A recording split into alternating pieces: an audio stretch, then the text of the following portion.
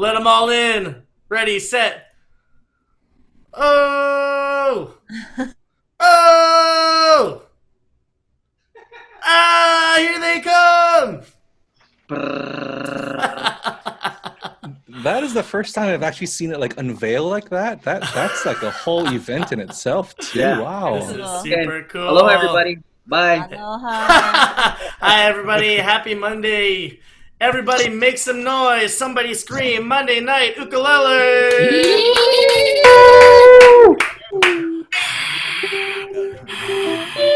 Amazing, amazing. Thank you, everybody, for being here. Man, we are filled to the brim. This is, yes, 100 participants. Thank you, everybody, for making it out on Monday. I'm going to mute everybody. And we are still trying to get live on Facebook. It seems like Facebook is crapping out again. So you consider yourselves the lucky ones who registered, who are going to get the whole presentation, but we are recording it, so we'll be able to put it on YouTube, after it's all over. So again, thank you for tuning in on a Monday night. We got a great session today. As you know, we usually do a lot of playing, do a lot of talk about ukulele, but today it's just gear. It's just tech. It's just streaming. It's just looping. It's all the kind of nerdy things that I think about all the time, and I brought my friends to also talk about the same things. So I'm super giddy and excited about this, and I hope you are too. So I'm gonna do the first presentation, and then we have a big panel of guests. Let's do our cheers and make some noise for Craig Chee one time. Yeah. Da, da, da, da, da, da, da, da. All right, and let's get one round of applause also for Steven Espaniola. Yeah. And finally, let's give one round of applause for Ben On as well. Ben On. Yeah.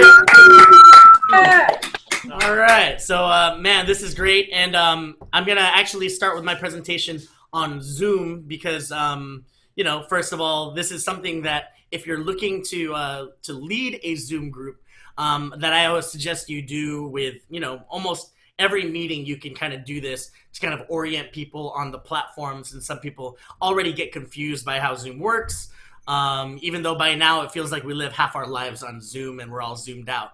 Nevertheless, some of the features you might not know about, so I like to bring them up in the very beginning, and also just talk about how I've been facilitating workshops and some of the tips that I've learned over just these past couple of weeks. So, not everything is set in stone, and I'm not an expert by any means, but just, with the experience that I've had being able to facilitate with you guys and learn from just being in Zoom rooms too, I've compiled a couple of things. So I'm actually going to share a document and help us talk about certain things that are important with Zoom meetings, and I'll try to go quickly because we have, again, like I said, an all-star panel. This is available in the Monday Night Uke web space that I'm going to drop in the chat right now if you want to download it yourself, tinyurl.com/Monday Night Uke. So I dropped that. You can copy and paste that if you want to get to that folder. And if you have trouble finding it, just search Zoom in the folder and you should find it. Okay, so these are just some tips I put together, and shout out to my ukulele friend Heidi Swedberg. She actually asked me to compile some tips for an article she's doing, and so I was able to actually get work done and do this. Otherwise, it would have never happened. So here's my Zoom tips. The first thing is actually I tried to demonstrate or demo what I did just now, which is learn how to mute everybody. That is like number one. It's case in point. Someone just unmuted and I just muted them. So muting is probably the kind of the key to bringing in all the chaos that happens in a Zoom room. If you have 4 of your friends and you're playing Jackbox, it's fine to leave everybody on unmute. Zoom has pretty good noise cancellation. You can have conversations, but if you're doing a jam with a bunch of people, muting people is the key. So there's a, hotkeys right here, Alt-M, Command-Control-M. That is your friend. Sometimes you have to hit it twice because you have to unmute the whole room and then mute them back. And so you kind of learn how to do that. And, if you have a speaker, I don't know if I can show this, but if you hover over people's videos and certain options come up, and one of them, if you're a host, is to mute and unmute. So you can hover over that. You can kind of like get ready to unmute someone. You can mute the whole room, and then you unmute that person really quick. So that's like talk show kind of skills. So learn how to use the mute, practice. And as in uke jams, I always like to, as you know, if you've ever been to my uke jams here on Zoom, after every song or after every couple songs, I hit that Alt-M. I let everybody's microphones go, and then we all clap, and then I shut it down quickly. So that becomes kind of like your DJ kind of thing. Okay, muting. It's really important. There are two options when you mute people. So I'm going to share my screen here. There are two options when you mute people. You go to participants, and you can mute all. And there's a box to actually allow people to unmute themselves. So right now, nobody can unmute themselves because I've unchecked that box. But if I check that box and then I say yes again, then some stray mic can just let go, and then I can hear you guys watching the news while you're listening to me talk. Like that. See, I hear someone. So I'll be like, no, I don't want anybody to unmute. I mute everybody, and I can unmute all from here. So that's one of the things here. You're going to want to get used to the participants feature to see who's in the room. You can stop people's video. You can kind of mess with people's settings from here too, as well. So have fun with that. All right, I'm going to unshare my screen. Cool. All right, so communication is also key in a room like this. So, I will usually kind of oversee who's talking and try to hand it off to someone. Like I'll say, oh, I see Cynthia Lin in the room. I'm going to unmute her and say, hey, Cynthia, how you doing? Hey, what's up, everyone? Give it up for Cynthia, everybody. Yeah! She wasn't even announced as part of the panel, but she's here, so we are lucky. The queen of our hearts is here. So that's something that you can do when you're facilitating, is you can unmute the person that you're about to talk to. Sometimes they'll get it on their screen that the host wants to unmute you, and then they can do that. So you have to really be a facilitator in a large group. Especially what I really like about Zoom is the ability to do open mic, is the ability to pass the microphone around and only unmute one person at a time. And then you can feature that person and they can do a song. It's actually a really great platform for something like an open mic. So those of you in ukulele communities who want to, do something fun for your community, open mic is really good. I actually just collaborated, humble brag, with a group that I made friends with via someone in Berkeley who teaches in Berkeley. Said he organizes this group that is in Palin, Guatemala. And it's just, a small group, and they just got a bunch of ukes donated, and they started playing, and they love it. So we've been collaborating back and forth, and they did an open mic show where, it was just kids on their phones, and each person went up and did their song, and it was really fabulous. There's some really fun things that you can do on the Zoom platform. And then there's a couple more, tidbits in here that I want to kind of bring to light here. The display features are huge for, how you're going to facilitate. Now, there is a difference. So we're not going to talk too much about live streaming. And obviously, my live stream isn't working right now. So, go figure. I have a tech talk with broken tech, of course.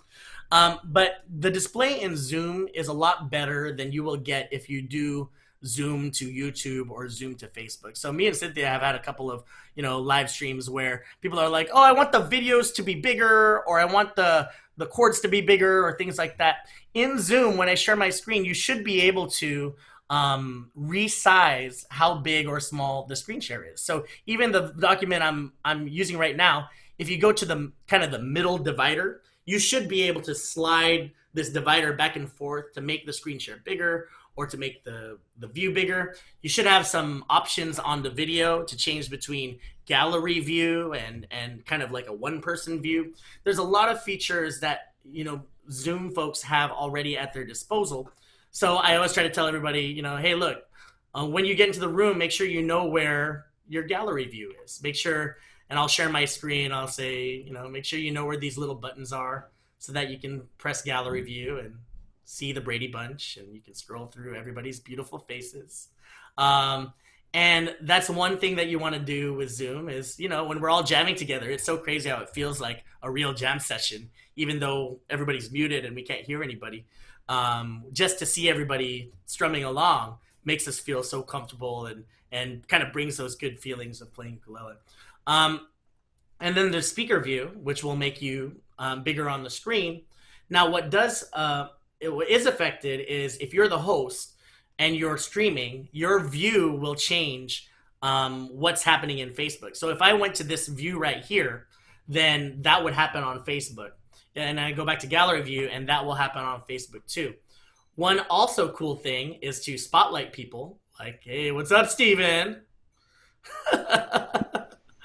Yo, Steven is in the house. Yeah. And then I can spotlight someone else like Ben, who's over here. What's up, Ben? Hi, Ben. And that's something you can do also to kind of like create a cooler presentation is you can actually right click and spotlight people during the show. And we've been to like a couple of dance parties where it was kind of like the Jumbotron, where it was like the kiss cam. You spotlight somebody and all of a sudden it's like, oh, I'm on the spotlight. I better do a dance move while I'm here. So that is something that is, another really great tool. And if you have an open mic participant, you would want to do that as well. That's exactly what that felt like when you spot. Yeah, right? You just wanted to like, oh, do I have to do something? Yeah. So that's it. And there, last but not least, and I want to get to our next presenter, but this is all available, like I said, on the web space. But sound is a big deal, and so these are the main settings that I tell everybody to do if you're planning to present sound. And it's not perfect, like sound can still sound bad or good, and doing a sound check, which is at the bottom, with a friend or a group is definitely like the best way to like really figure out like if your sound is good. But these main settings, use headphones so that you're not getting feedback from speakers.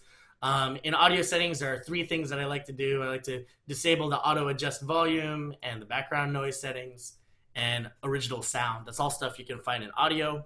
And then plugging in directly, I'm sure some of our presenters will talk about plugging in direct and what they're doing to sound their best. I'm just using my webcam microphone myself rather than going direct like I usually do. And lastly, security. Those of you who are following early on know that we were Zoom bombed like in the 3rd week of quarantine. It was ridiculous. That was when Zoom was like, getting really popular. Then everybody was starting to Zoom bomb. So your security settings are your friend. Again, that's the security tab here if you're hosting. And notice that you are not allowed to share the screen, because if you were, then we'd get everybody sharing screens and, we would never be able to control the room. And then the waiting room is really nice, even though, like for me, I just let everybody kind of go once the session starts. So I kind of check names on the waiting room, but I just kind of let it go after that. You can disable the chat if people start chat bombing you. And lastly, if you're going to lead a Zoom jam session, like password protected, and also only disseminate the password and the meeting ID through, trusted emails that trusted kind of like a meetup group that you trust, but not really on social media or online. Try not to do that. All right, we're not gonna take any questions right now. I'm gonna look for Craig. Craig, are you out there? Craig, are you ready to go? Should I message Craig? Craig, are you with the baby right now? What's happening? Let's see. Craig. Yo, you ready? All right. Well, oh yeah. Craig, you ready? You ready to go? Can we take your video and let's see. Unmute yourself. Where are you, Craig? Unmute. Craig, See, where I you can't at? unmute myself because some person with a big head muted everyone. Well, I was like, I'm here. I'm here. oh yeah. Well, I was supposed to make you a co-host, so you have Mhm. ultimate power now, and I'm gonna spotlight Craig now. So, ladies and Oh my gentlemen, gosh. Craig, facilitated this great thing with Sarah Mizell, partner in crime over there, the Ukulele Minifest over the past couple of weeks. You might have seen it, you might have heard it, you might have heard a lot of noise about it. And Craig is just like ultimate techie, savvy person, and I just want to hear Craig talk for the next 20 minutes. So I'm just gonna hand it over to Craig. So I'm going to try and leave a lot of time for questions because the hard thing about all of this is everything is very unique to everyone, right? We all have different setups. We all have different types of gear. Lenny was just pretty much asking Craig, how can we spend the thousands of dollars that we're saving right now? And the question that we're always asked, or that I'm always asked, is like, Craig, how do you always look so good in your videos? And it is awkward when you can't hear people laugh, huh? But I'm laughing, Craig. Everybody laugh. Laughing face. You got my oh, laugh. you muted me. See, that's the move that I have to do. I gotta unmute everybody, and then I gotta mute everybody again. That's rough. That's rough. Now, a lot can be said about working with the things that you have. You just have to pay attention to a little bit things differently. For example, currently, the setup right now is with a $1,500 camera and a $300 light. And we talk about microphones and all that. Now here's where things can get a little fun. Photos and videos. That was actually my major: photography, multimedia design. That was what I went to school for. Now, let's try this. All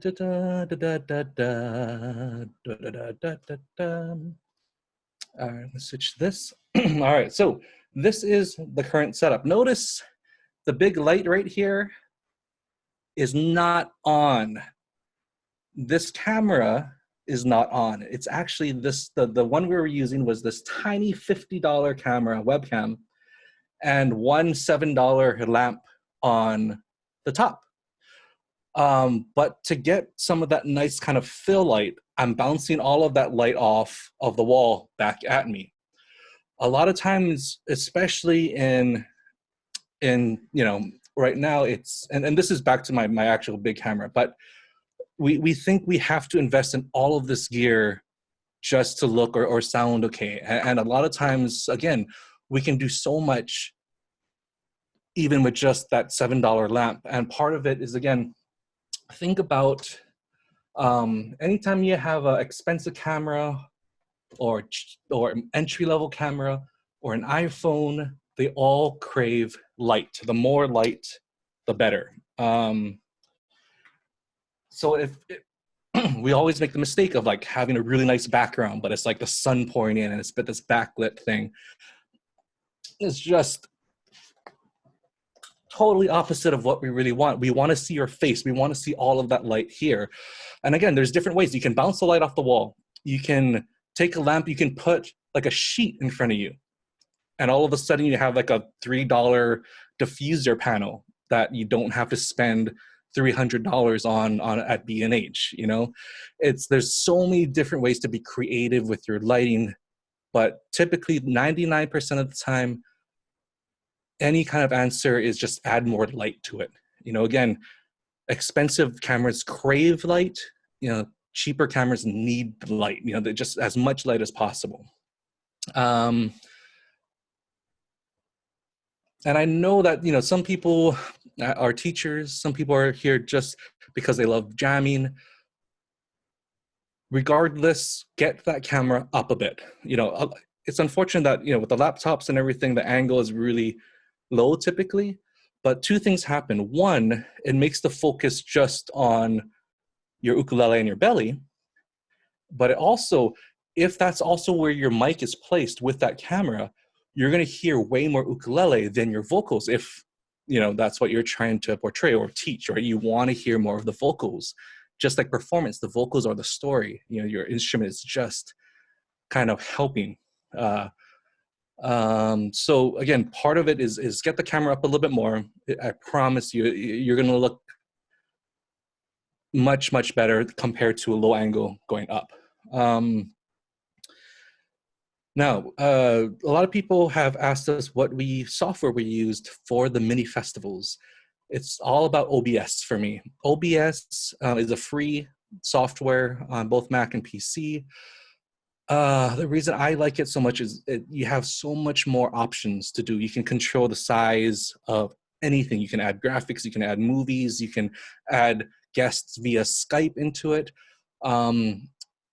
To me, it's perfect. If I'm just hosting something, it can't really do what we're doing here, which, being able to see everyone's beautiful faces at the same time. But I do like the quality, even with Skype, more than Zoom typically. But again, different features, different things that I'm focused on when I'm using that.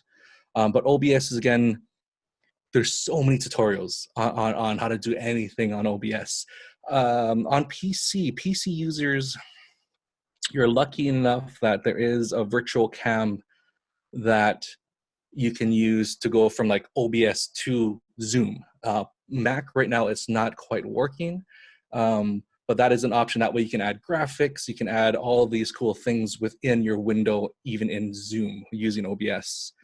For those of you who are looking to upgrade your video, you will need typically a capture device like this, like Hamblink.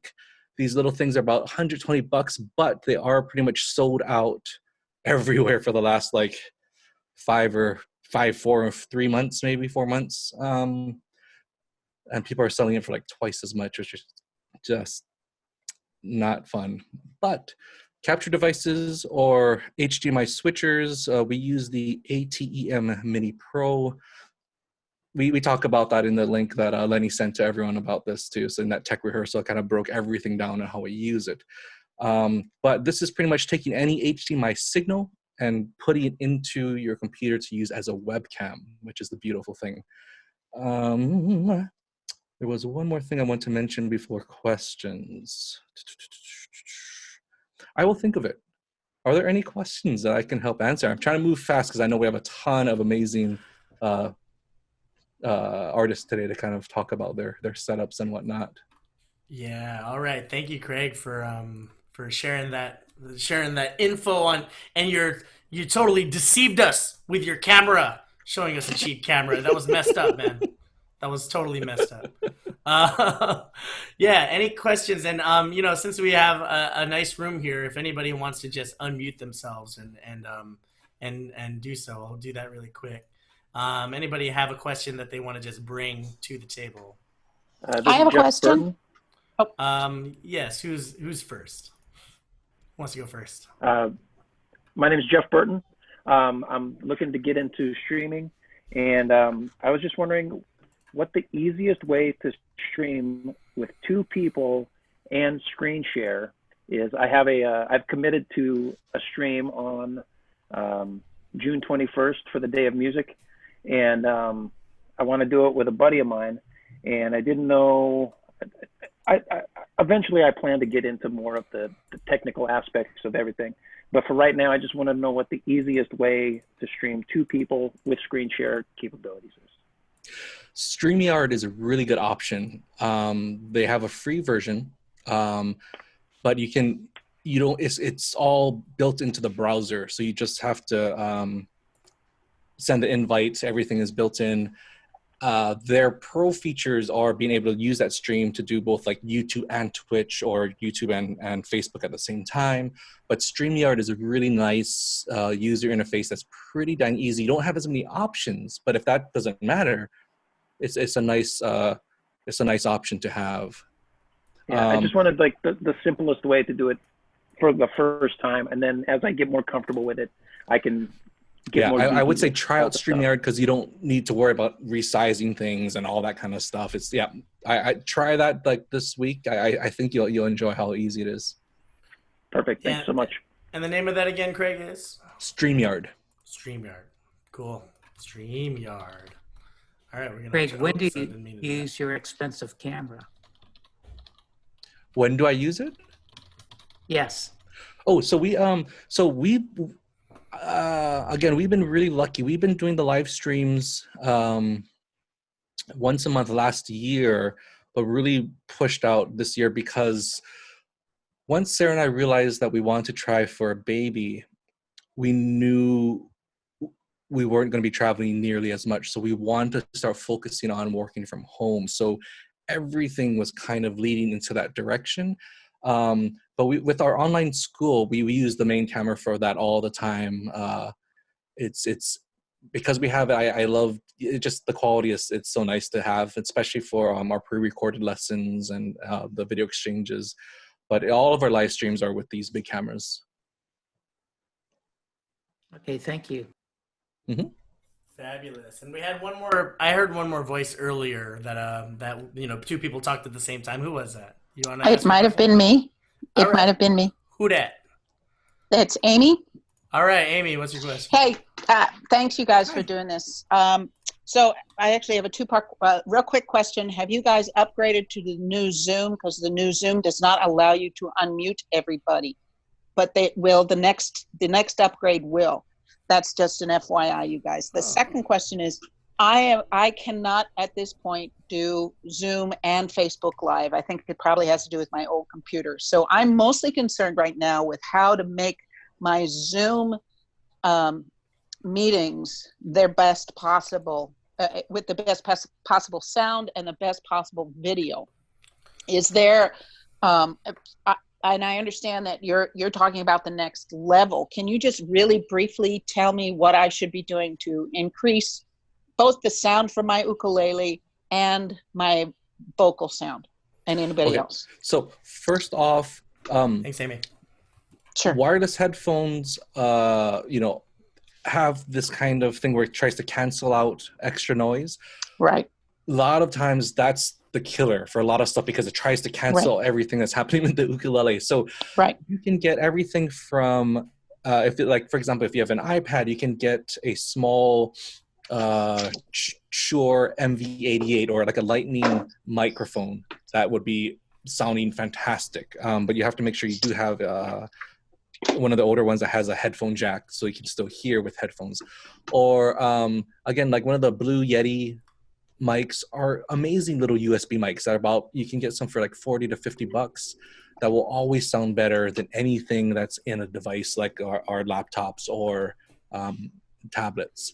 And again, it depends on what you're going for. A lot of times, again, if the microphone is set up on your desk compared to putting it on a mic stand and then pointing down so you get vocals and a little bit of uke, you have to find that balance, just like you were for live performance. You never see live performers have their microphones set up down here, right? Mm-hmm. So that's always going to be, to me, the best thing. There's also other options. There's a lot of any type of platform. There's typically free software that helps you control the gain of your microphone settings. If your computer doesn't have one, especially the older ones might be an issue. But you always want to turn auto gain off, because what that means is when things are quiet, it's going to start pushing up that level because it thinks that that's the normal. And then when you start strumming, it just gets distorted and all hell breaks loose. But so having more control over that is always going to be more beneficial because you can keep it at that certain level.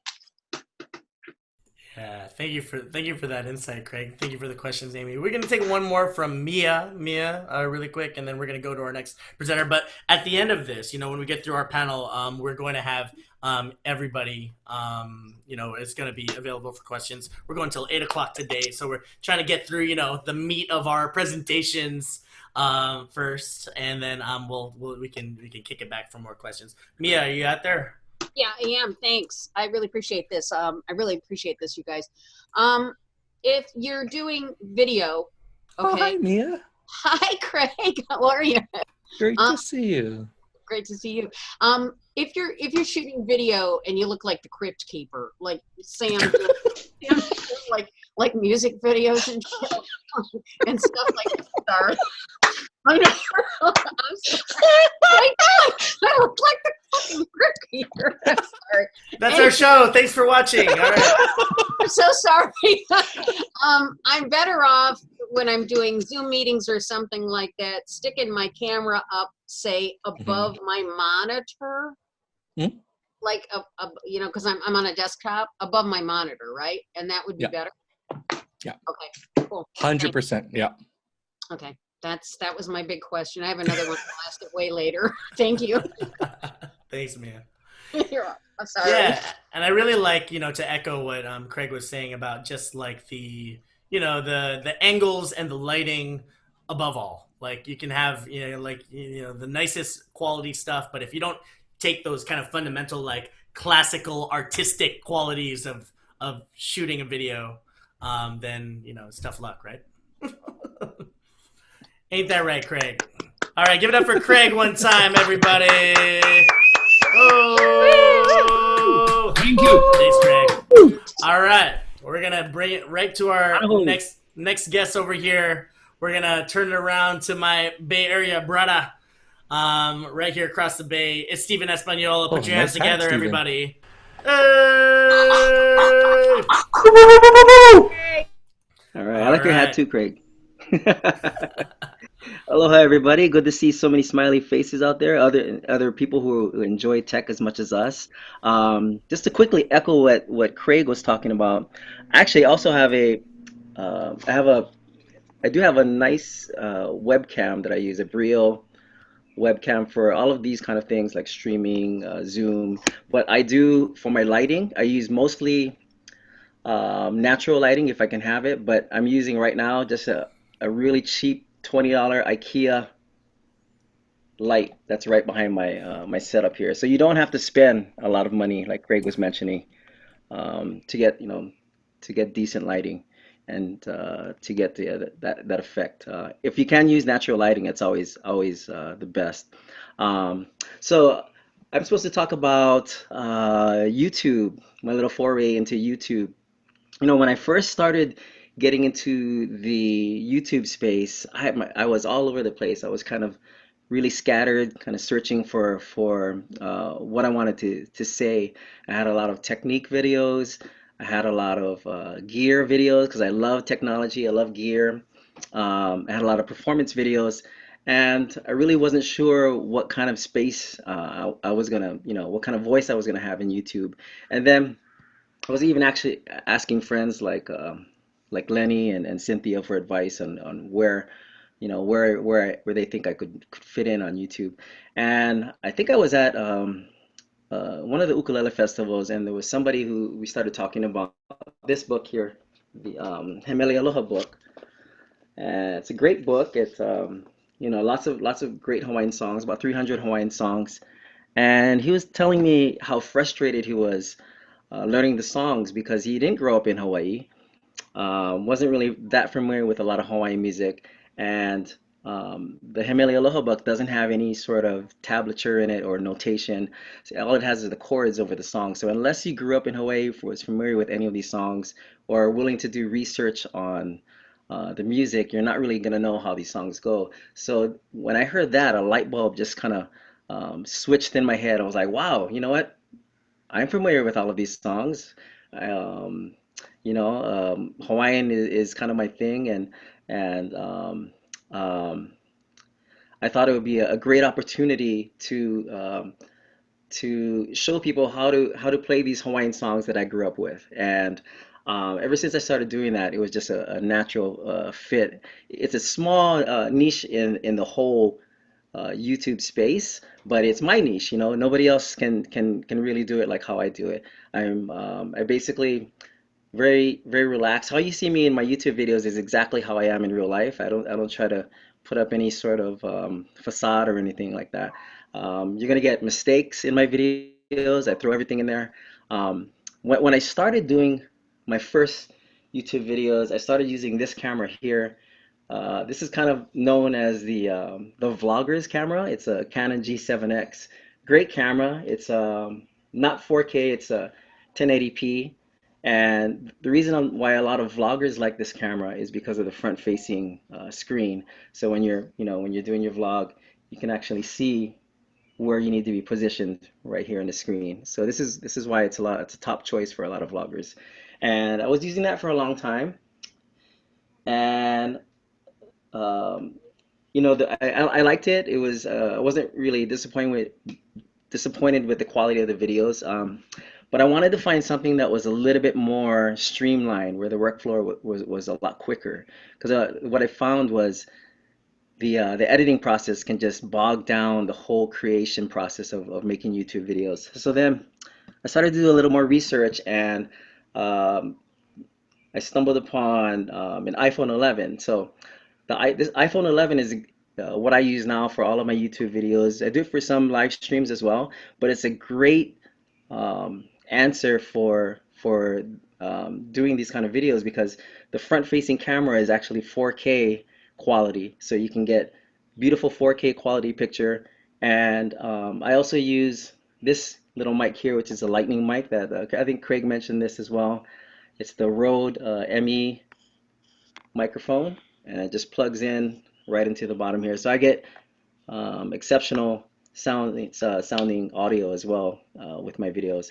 And I love using this setup because it's so mobile. It's so, I can just grab it, start recording, and I'm off, I use a few different pieces of software. I don't know if you can see it. One of them is called Filmic Pro. It's a great software, and it allows you to control different things like the white balance and the audio source. So you have a lot of flexibility using Filmic Pro that you don't have with the built-in iPhone app.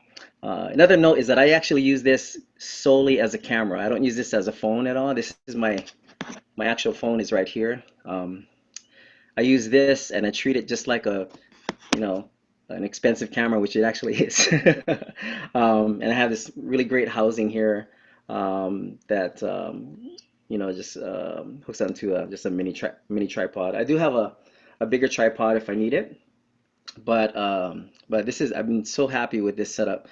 So I use Filmic Pro to capture, and I can monitor my audio settings through that, and I can also use these headphones through the headphone input on the back of the microphone.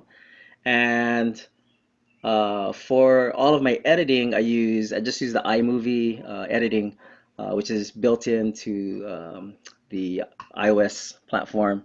And I've tried other editing platforms, but I found that trying to get through the editing process quickly, I'm just so comfortable in iMovie, and I can maneuver, I can get videos done really fast within iMovie. And the bigger screen, I actually do all of my editing right here in the phones. As soon as I'm done filming, I do the editing right here, and you can see here how my projects kind of in here. And oh, Siri wanted to say something. So yeah, I do all of the editing in here, and then as soon as I'm done with the editing, I can go ahead and just upload directly from that using the YouTube Creators app, or just the YouTube app. So I'm doing everything, capturing, editing, and uploading completely using the iPhone 11. Um, and I think that's it. If I could offer any advice, is just be yourself, and let the audience find you. Don't try to emulate other videos that you see out there. If you're interested in getting into YouTube, that never works. If you try to make a video like someone else, it's just gonna be bad news. If you're yourself, there's only one you. I know it sounds cliche, but there's only one you. And if you create content that you believe in and you're natural at it, the audience will eventually find you somehow, so that's the best advice I can give. Just be yourself, be natural. And I wanted to open up right now. If there's any questions, you can either put it in the chat, or the keymaster can unmute you. Oh, here's a quick trick too. if you want to play kind of mute tag with whoever's hosting, invest in one of these cool Jabra speakerphones, USB speakerphones, because there's a quick trigger unmute features that you can unmute faster than the Zoom administrator. Nice, nice. Trying to skip past me. I see. Yeah, I see. I got you. I got you. All you're right. on to my trick. You're on to my trick. We have some questions Yeah. on the chat as well, but I think that was the mic that you suggest that just the Jabra speakerphone mic. Is that Yeah, right? yeah. Yeah, I that's the use mic. the Jabra a lot for my video lessons too. So all of my in-person lessons have switched to Zoom, and I use this Jabra for that because I like the hands-free. It's a great microphone, and I like to be able to hear the student clearly. I don't like to have headphones on all the time. This is actually not doing anything right now. I just wanted to use it as a prop to show you that I could monitor my videos when creating content. But I use this Jabra for a lot of the stuff I do, especially in Zoom, Skype, and those kind of things. Yeah. And then for your videos, you have that one that plugs into your iPhone, Yeah, right? and this Is is a that great. the Shure Yeah, one? this is actually a Rode. I Oh, did, Rode. Yeah, yeah, yeah. like all of us, a lot of it is trial and error, right? So even though we watch all of the product reviews, you're still going to make your own decisions and you're still going to do trial and error. It's just in our nature. So I tried the Shure mic, the Lightning mic before, and I just like the flexibility of this Rode a lot better. The Shure doesn't Yeah. have a headphone. Oh, right, right, Yeah, right. Doesn't have monitor yeah, so capabilities. I Yeah. like that So, a lot. And this, I mean, when you plug this in to the Lightning port, it's just really solid. You hear like a nice click, and it's just a really solid connection. That's not going anywhere. And this one comes actually that's with nice. a pop filter too. If you bring it outside, if you like to Yeah. vlog outside, there's a pop filter to help with wind. Good find there. I might have to steal that. I'm gonna steal that from you. I'm Yeah, gonna that's be at why your that's house why we're tomorrow. here. Sharing, Yeah, sharing, yeah, sharing. yeah. We're sharing stuff. Yeah, and the Rudy has a question. Yeah. Rudy, do you want to say your question out loud? Where are you, Rudy? I want you to get your question in here. Rudy, where you at? Hey there, Yeah, why don't you? Hey, Rudy. Ben, Lenny, Craig. Thank you for doing this. So I kind of want to start making videos just for fun, and this is kind of a question to all you guys. Like, what software is good if I don't have a Mac? 'Cause I have like a PC and I got a webcam on my PC. What's a good one? What's a good software to create videos and edit them? With text and stuff. Um, I think iMovie is a good one, but I think Craig, what was the one you were telling me to get? Final Cut, I think. Final Cut Pro was another one. That actually they have a special going on right now that Oh, Craig really? told me about. Okay. Yeah. Yeah, I Okay. think it's like 90-day demo, which is amazing. And just And it's like iMovie on steroids, pretty much. Yeah. Is that for both platforms, Final Cut, or is that for? No, that is a Mac only. Oh yeah. Yeah. So So so Rudy, Rudy I is have, asking PC. I haven't been able to get Rudy to the dark side yet, and he's still on a PC. Me too. Me too, bro. Me too. So that's why he's like, iMovie's not going to work for me. Craig, audible groan from Craig. Rudy, Oh, Rudy, the Rudy, answer to sorry, that is Craig. I'm just sorry, it. Craig. do Oh. it. I'll work on it. but Rudy, the answer to that is just use both. Buy a PC and a Mac. Yeah, and like I will say, like Steven talking about the using the phone is like kind of key. Like sometimes all you need is the phone to do Yeah. a lot of what you do.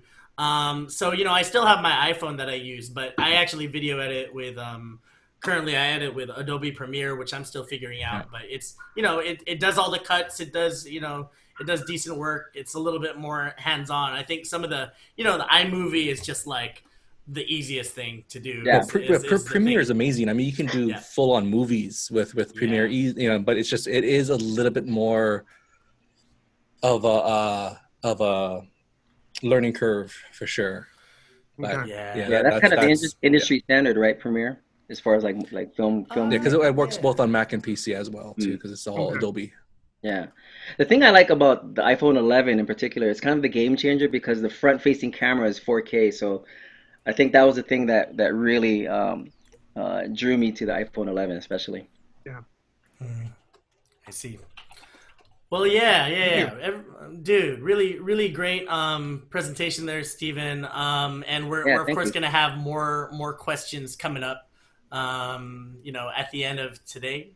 So thank you for sharing your perspective. Stephen is a man on a mission, doing like the whole Mele Aloha book on YouTube, and One, that's part of getting on YouTube is like finding your niche and finding out what it is that you want to bring to the YouTube community, and that's Quick something that question. Quick question. isn't there. Yeah, Well, Stephen, Craig. of yeah. all of those songs in that book, how many have you recorded? I know where this is going too. Craig But is like yeah, the is like a baseball like yeah, interviewer. He's like, yeah, did you enjoy winning the game? Just talk a little bit. no, he's like a musical psychologist. But I would say, I think I've only really recorded one of the songs that I offer, um, or maybe two. But yeah, I think two tops. But the rest, I'm actually I take a lot of suggestions and recommendations from the comment section, and there's a lot of requests. So if there's something in particular that I've never played before, I spend probably a day or so learning the song, Nice. and then getting through the words and the strumming foundation and all of that. But I think yeah, one or two maybe tops I've actually recorded in the studio. Mm. So basically, you got to do it, is what Yeah, you're saying. Yeah, basically yeah. tie And it tie it to the album. really quick before we get to Ben, Cynthia, are you out there as well? Because Cynthia is someone who I know does the YouTube a lot, and we all kind of look to her for some guidance on the YouTube game as well. So she is like pretty much slaying it. So I want to just I'm here. yeah, what's up, Cynthia?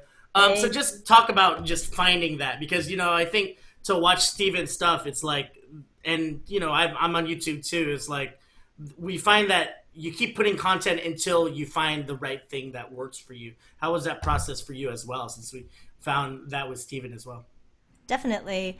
Um, well, especially if some of you guys are just starting out, I would say just put out material that makes sense for you, that you actually really enjoy sharing. That's really what it's all about in the end, is that you kind of cultivate your own niche, like Stephen was saying. And I've been encouraging Stephen to do the Hawaiian music genre because Oh yeah, nobody else can do it the way he yeah. does. And for myself, I've been doing YouTube for what, more than 5 years now. My focus has shifted over the years of what I wanted to share. In the beginning, it was my 100 Days of Ukulele Songs project, and Which is then it, awesome. yeah, thank you. Yeah, Steven's doing it too.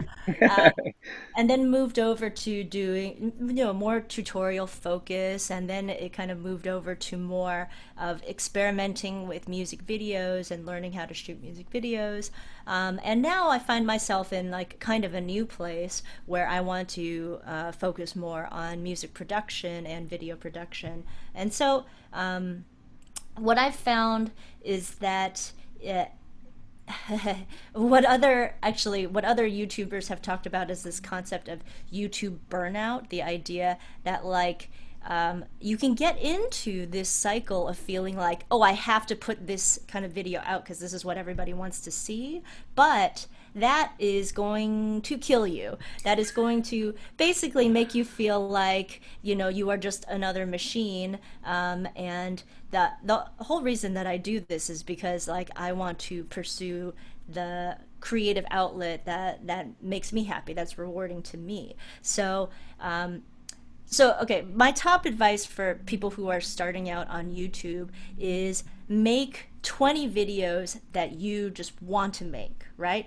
Not thinking about the quality so much as thinking about the content. What kind of content are you excited to share? What kind of content makes you feel like you are growing as a person? That like if I were, I could say like, okay, well, everybody right now wants to learn Billie Eilish songs, and then if I just did Billie Eilish songs, like, would that make me happy? Would that make the audience happy? what is the ultimate goal here, you know?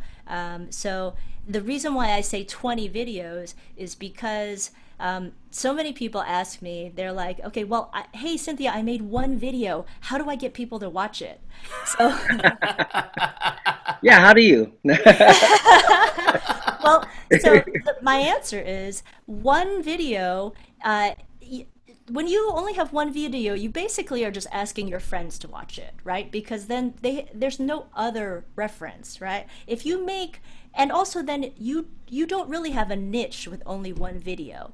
If you have 5, 10, 20 videos, you start to carve out what your niche is, right? So maybe like your first 5 videos, you know, are like bad quality. It's okay, you're just like learning, but those videos help you learn the legs of how to make a video and what kind of content you want to make. By the time you get to the 10th to 20th video, you start getting an idea of what kind of content you want, what kind of production you like, and you start carving out a niche for yourself. And so there is zero predicting what people like. You know, you might think, oh, everybody wants to learn Hey Jude. Okay, everybody wants to learn Hey Jude, but there's a million Hey Jude videos already, right? So what can you offer that's new, that makes it special, you know, coming from your point of view? And how do you learn to connect with your audience through that video? So you know, you could figure out how to do that. That's really important. But also, in terms of the 20 videos, like if for some reason one video starts taking off and people find your video, then what else can they watch on your channel that's going to share about what you do? You know, if you only have one video, then it's kind of like, okay, well, you're just bringing people to your channel to watch one video. If you have 20 videos, then they can start exploring, oh, okay, I get what this person is about, and now I'm going to subscribe because I really like the style of content that they're producing. But you have to expect that it will go slow, so you want to be patient in the beginning. And you know, like, you know, Craig was talking about the $50 camera and the $7 light, like that you can just start by using your phone. I mean, I'm with Steven and the iPhone shooting category. Like, I started out trying to get like fancier cameras, and when the 11 Pro with the 4K selfie camera came out, I was like, okay, well, this makes a lot of sense for me, because don't let the technical stuff be a barrier to releasing content. You know, that Right. it's like, if you can get material up, then you can figure out how to make it better the next time. But the danger is definitely when you start thinking like, oh, well, I gotta wait until I have this, you know, this gear before I can make something. You just have to make something. So I keep encouraging Lenny, because Lenny has so much great content, but part of it is just like, do you want to do it? Do you want to do all of the production stuff that is required to get your stuff up there? So you have to ask yourself those questions. In the beginning, make it for yourself. Make it because you want to make it, you know? I'll just give you an example. One of my good friends, he wanted to start like one of those like toy unboxing channels, because you know, like, people make millions of dollars from just unboxing toys. They And do. it's not that easy. It's not that easy, because anybody could do it, but are people going to watch it? So he started this channel. He got thousands of followers, but it wasn't enough to really become like a full-time job. But he started getting his sons involved in making these videos with him, and in the end, what happened was that he learned a lot about video production, and then he has these really awesome videos capturing his family and his boys when they were young, and he treasures that as a memory versus like the content he's made for his channel, you know. So it's just important that what you make is rewarding for you, more so than trying to, you know, build a business. I think no creative business can really start with just the business first. It has to start with the creative reward first. Yeah. So that's my big advice. To tag on to what Cynthia was saying too, you know, making a lot of videos is, you know, you want to be open to learning every video that you make and upload, because guarantee you will learn something new for every new video that you make. So I'm not even doing the same thing that I was doing from the first videos, and actually it cringes me to view back those first videos. So I learn a lot of stuff for every single video that I work on and edit and upload. I take a tremendous amount of pride in, and I always learn something new. And I don't limit myself. And I also don't limit myself by watching only other ukulele videos. Most of the content and most of the ideas that I get creatively for my videos, believe it or not, come from sneakerhead videos. So I watch a lot of those kind of videos, and I get inspired, and I get a lot of new ideas, fresh ideas that I can then apply to my own videos in the Hawaiian ukulele space. So don't limit yourself, and always be open-minded to accepting new ideas and thinking outside the box. Yeah. Hey, everybody, let's give it up for Stephen Espaniola one time. And let's also keep it going for our sister Cynthia Lin for sharing her knowledge and her passion over here as well. Keep it going for Cynthia, everybody. Ha! Ho! Yeah, nice. All right, so we're gonna keep it rolling over here. I actually want to do I actually do want to show Ben On's video, because Ben On is coming up next, and you know, I think a lot of people in this room probably know, you know, the work that Craig Chee does, the work that Stephen Espaniola does, the work that that Cynthia does. Obviously, a lot of you came to me from Cynthia's page, so but maybe you don't know Ben On as much. So I want to give Ben On a little bit of an introduction here, and try to also share the screen here, and you'll see all my tabs on how I was trying to get this on live stream, and it just didn't work.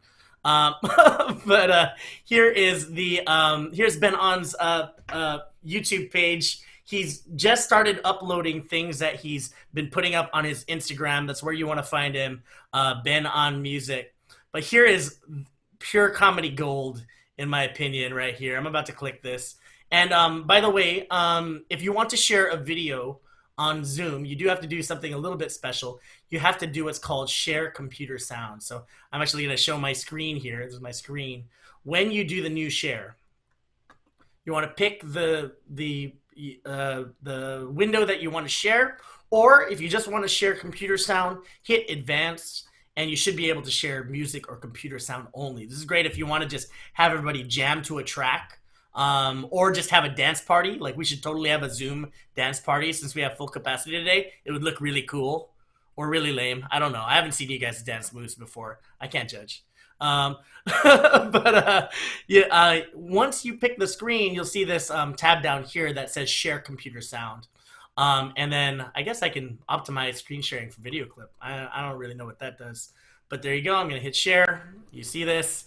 I'm going to click through Ben On behind the music. I have done all that I can. I'm being as patient as I can be with the level of talent that I'm working with. You need to step up.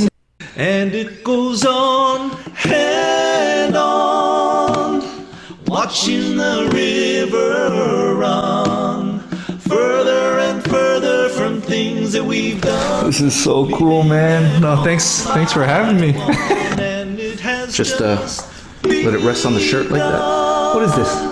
Nah, I don't want to use that.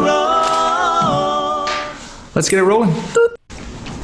Tell us what it was like working with the other Bens. There was a lot of conflict in the band, stuff that you guys didn't get to see in the finished product, but it wasn't all fun and games when we were putting that music together. Think about the most toxic work environment that you've been in, and that was us. Who? What now? That's you. It is definitely you. You call me out. I don't know how many times. Not him. I don't know how I could make. No, I don't think. I don't think at any point that we really had any major issues to be concerned about. You know, you're the problem. I'm the problem? Yeah, you're the problem. I'm the problem? Yeah, you guys, let's just get I think I was mostly the peacekeeper, but Ben number 3 and Ben number 1 They could not. The party has arrived. You're late. Dude. Yeah, no, man. There was a bunch of fans wanted to say It's hi. not the first time. Dude, I gotta give the fans what they want. No, It's not my fault. It's totally It's fine. no. It's It fine. is not okay. You guys, we gotta get been past here this. When we said we were gonna be here, I'm here, aren't I?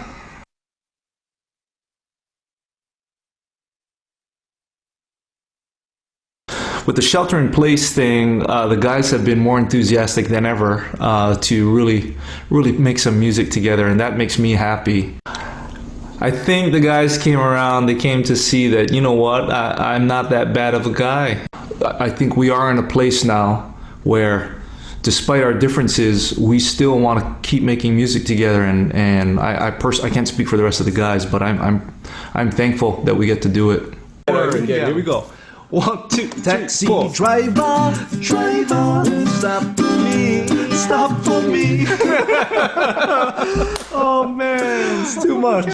It's important for any team to have a captain, and sure, they never called me that, but I think they think it.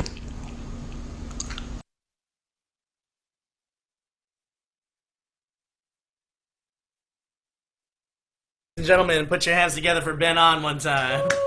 All right, so we're gonna hand it. I'm really good at doing this. All right, we're gonna hand it over to Ben On right here. Ben, how you doing, man? Hey, what's up, Lenny? Thanks for letting me join today, and I apologize to everyone that I don't know that you had to sit through that. But thanks for letting me join this. What's an all-star panel? So, like Lenny said, you guys probably don't know me, but he's been nice enough to invite me to sit with these hammers up here. So thanks for having me. Oh, thanks for being on the show. I mean, just watching that clip and just seeing your work over, I knew you as an ukulele player, and Craig was saying, just a kick butt ukulele player throughout, college and all that stuff. But even just seeing, what you do, just kind of what Cynthia was saying to, you make what you want to make. Clearly, this is stuff that nobody asked you to do behind the music with an acapella app with ukulele, and you did it. And you just, your martial arts video that you posted a couple of years ago, it's just I want to know Ben On back in the day. And just see how you came to where you are now. But anyway, tell us. I wanted to just guide this a little bit and tell us about your process doing something like this, because you use the acapella app, which I wanted to talk about today too, because a lot of people are wondering how to make music in quarantine. I think acapella is great. Not only did you do acapella app, you did it with movie production and did that. So just tell us about your process with that and things like that. Yeah, this has been super helpful for me to hear the other speakers today, because it started to make conscious for me what was only unconscious decisions before. And so I've never made the bold leap that the other panelists have made into full-time musician. There are more than one moment in my life where I considered doing it, but I've never made that leap. And I share that with everyone here because it means I'm working a full-time job in enterprise sales. And so when Lenny asks me, what drives my decisions on content? How did I use acapella? Well, the answer to both those things is I'm trying to figure out what's the most tech efficient enabled way for me to release an idea that I have if I suddenly have an idea and a limited amount of time to do it, since most of my focus actually goes to my other job. And so, Lenny, maybe I'll just I think I can show this. You better show it. Yeah, so this is what I'm using today, and again, for me, it solves the simple side of tech. This is how ignorant I am. I don't even know how to say this brand name. Do you guys know? Is it Apogee or Apogee? I think it's Apogee. Cynthia uses it too. Cynthia, Yeah, Apogee. Apogee. Got it. Yeah, Apogee. And I use that because it means that a lot of people, I think, have been chatting in their questions of, how do you decide how much you're going to invest on some of this stuff? And for me, I already had a sound rig where I can plug in and play.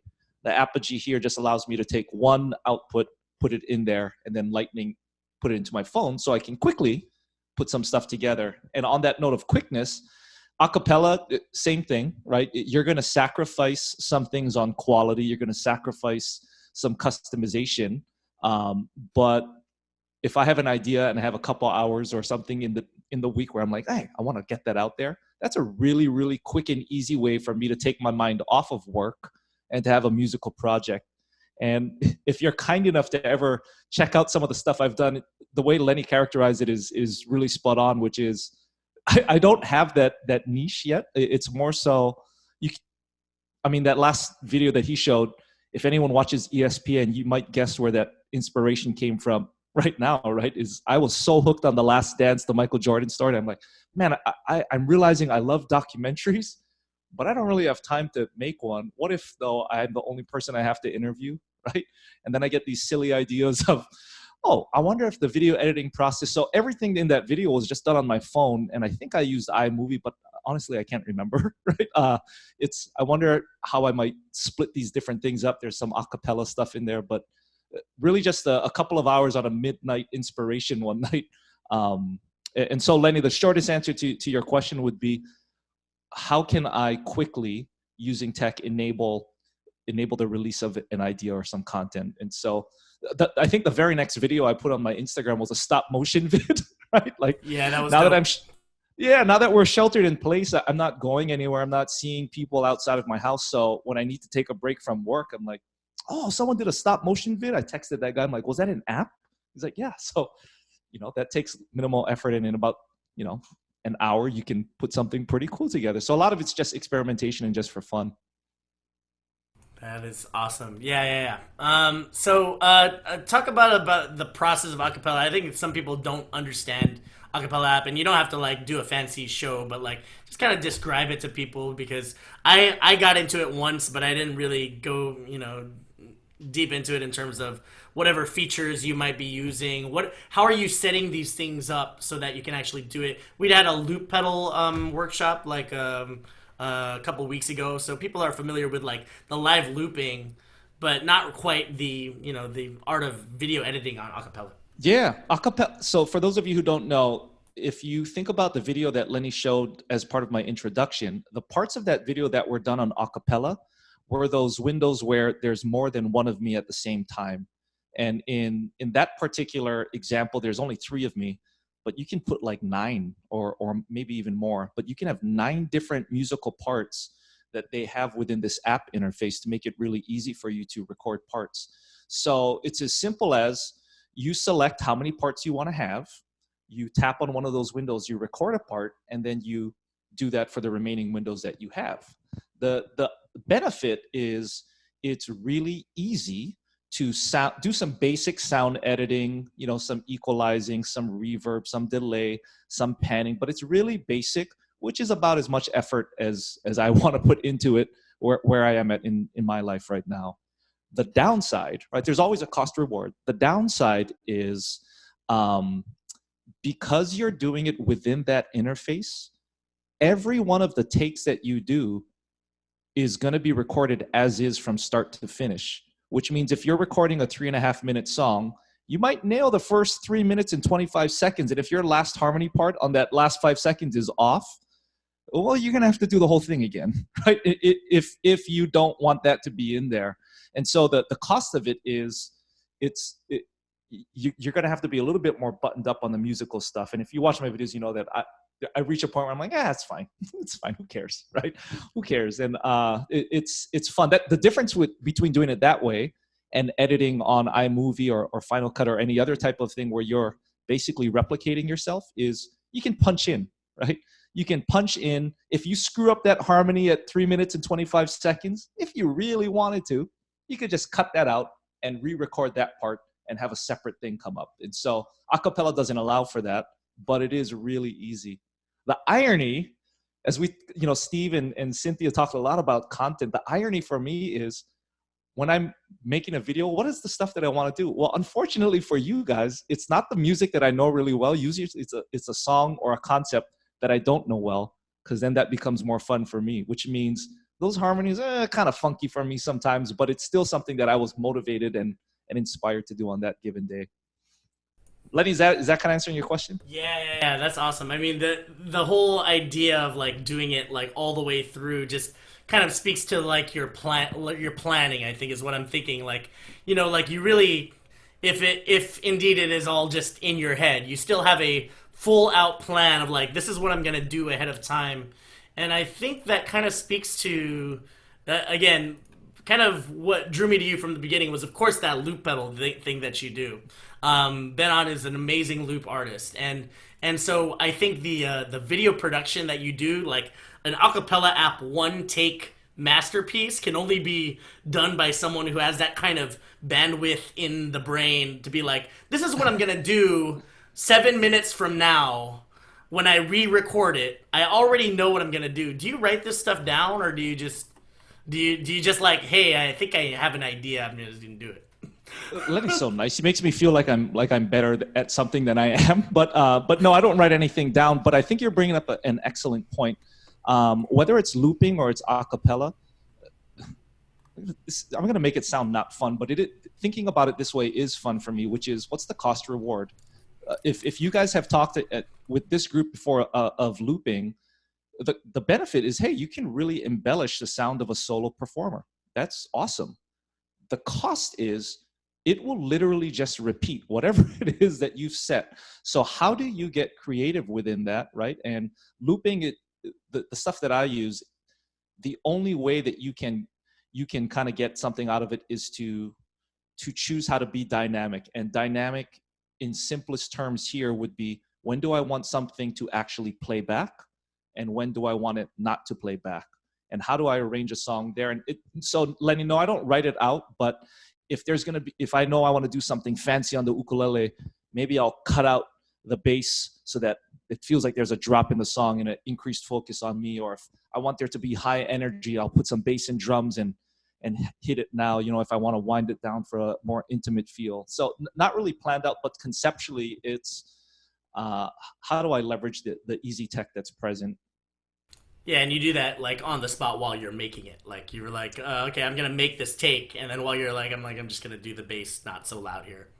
Yeah. There's a little bit of forethought, I guess, of hey, this song would be a good song to have bass sometimes versus have bass not at other times, and in that way, it requires me to put that bass track in a separate place than everything else. Right. So there is a little bit of forethought, I guess. Yeah. Yeah.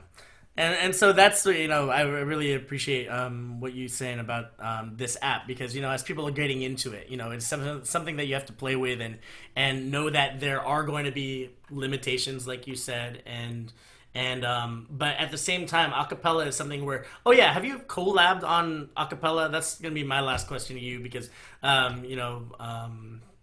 I think in this time we're all looking to collaborate with each other, and people are doing like virtual choirs and things like that where they have to send videos in. Is acapella like a place where you can do something like that, or would you recommend it? I would. So I've only done it once. I'm talking to someone about doing it again. They've really simplified. So the same way I express now. So imagine there's one person you want to partner with, and you just want to do one part, and that person wants to do another part. You could record your part just the same way, in that one take, right? So I could do 3.5 minutes.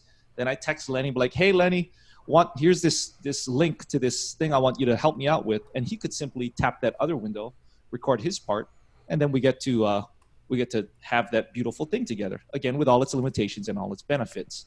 I'd say the biggest consideration that I now have is the free version of acapella allows you to record up to 60 seconds, right? And so if you go to my page, you'll see I did one with a really talented little girl named Lotus Cole, and ours is less than 60 seconds because that was the easiest way for us to leverage the free app, right?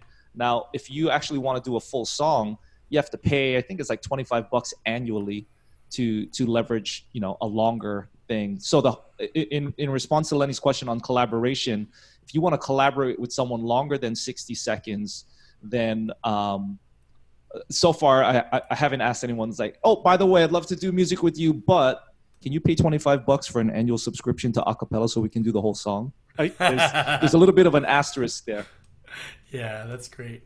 Well, yeah. So everybody, let's give it up one more time for Ben On over here. Yeah. We do have some questions, just really quick ones on the chat. What is this stop motion app, Ben? Oh, stop. So I shouldn't have brought that up, but it was a testament to how I just kind of tiny sometimes. Oh, let me. Yeah, I had to Sorry about that. No, it's okay. I had to mute everybody and re-unmute you. I had to do the thing. Yeah. So No, what's the no stop worries. motion app? Stop motion. If you guys remember those old Christmas specials with. Oh no, we know what stop motion is, bro. Oh. Okay. Well, the app just makes it easy for you to do that. What is it? I think it's What is it? called. Can you guys still hear me if I mute my screen like that? Yeah. It's I found it now. It just says stop motion on my screen. So pretty Stop straightforward. motion. Stop motion. Wait, quick question for Ben. Yeah. So in today's kind of thing right now, where everyone's like, being home, stuck at home, and eating way more ice cream than they should, how secure do you have to be to pull off a tank top right now? Oh. Pretty secure. I don't know. I live in Hawaii, so it may not be. It may be the most functional thing I could have worn today. But so all these guys on the panel, Steve, Craig, Cynthia Lin, they put up with me in more ways than one. So pretty secure. Craig is the short answer. I hope you like it. I do. Thanks for the treat. I'm not there yet. I'm probably too comfortable. The fact that I have a shirt on was a gesture of courtesy to everyone. Yeah, Like everyone that was watching you. Tank top. It's the island look, man. Yeah, man. See, you gotta rock it. Like all the Cynthia's guys got it. watching were like, man, just thinking about like that third lunch we ate. Like, oh man. And by the way, my light, which is not, I've done all the wrong things. Craig said, put your camera up high. My tripod's too short. I'm letting natural sunlight come in, but we're approaching evening in Hawaii, so you're going to start to see a diminished That's light cool. on my side. That's cool though. See, that's beauty. That's golden hour right there. That's the money shot, man. All right. So we are loosening up. Everybody's had a drink or two. Just kidding. But here's what we're gonna do. Actually, I'm gonna see if I can unleash this poll. I just have two questions. Just on the poll. I'm gonna launch it right now. Feel free to fill out a poll about the things you're involved with, the things you're interested in learning about. We're gonna bring the panel out here, and what I'm gonna try to do is actually just for the sake of presentation. Not that I don't want to see you guys anymore. You go into gallery view one more time, check out all the people that are left. But I'm going to ask everyone who's not on the panel to go ahead and stop their video right now. This is something that, again, as you do Zoom rooms, asking your community to do things will help you present better. So like the simple thing of learning how to unmute your microphone, how to unmute it when you speak. If everybody could just hit the stop video button on their thing, so we can just see the Fab Five over here. We're gonna include Cynthia on this panel too, and that we can just kind of have a conversation together, much like you would see it on Facebook if we were just live streaming on Facebook. So yeah, we almost got everybody. You never end up going live? No, unfortunately. And like, what sucks? What sucks is that I could have done it through OBS, but I haven't even tried. And OBS is going to be the way to go for the future when I do kind of going live. The Zoom is nice for, again, these workshops, and I'm going to help some people over here stopping your video. Well, what I like too, like, we bought our tickets for the Ukes in Space Ashokan thing this past weekend, and what they did during the performance, they would like feature people that were like grooving and dancing during, like, that was such a cool use of the Zoom kind of platform. I didn't even think of that, but that was a really fun, intimate kind of way to use that. Yeah, totally. Yeah. Being able to see everybody definitely makes it feel like it's a group event, Yeah. I think that's what makes Lenny's events so fun. Lenny likes to involve everybody. Yeah, it's cool, and like the jumbotron effect of like just spotlighting someone and showcasing someone while they're performing and doing the talk show host thing. That's all fun stuff that Zoom is really, really good at. So I've been liking to use it, and the simplicity of back when it was working, put it on Facebook. It's very simple. So like I still suggest it to all the groups, like and what Ben is saying about like what's the quickest, most painless way to do something. A lot of times is Zoom and just click that button to go to Facebook. It's one of the easiest things, and that's where I was to start. But now that I've upped my game, got my laptop, learning a little OBS, like I'm ready to take that next step. A lot of people are asking about playing together. And I won't be able to showcase it today. Again, tech does what tech wants to do sometimes. But there is a program called Audio Movers that beams your audio into the internet, and then someone can grab it super low latency. And that's been kind of the way me and Cynthia have been jamming. Is we can actually go out of one system to another. It's almost like having a secure audio line that's just by itself. And that's how we've been able to kind of get a really low latency jam together. So we won't be able to showcase it today, but looks like we'll have to have Tech Talk 2 where we talk about that and where I try it, because I've actually been trying to use that as a platform to jam with multiple musicians, where I'll have a show and we'll do duets all day. It's like karaoke. We'll do that.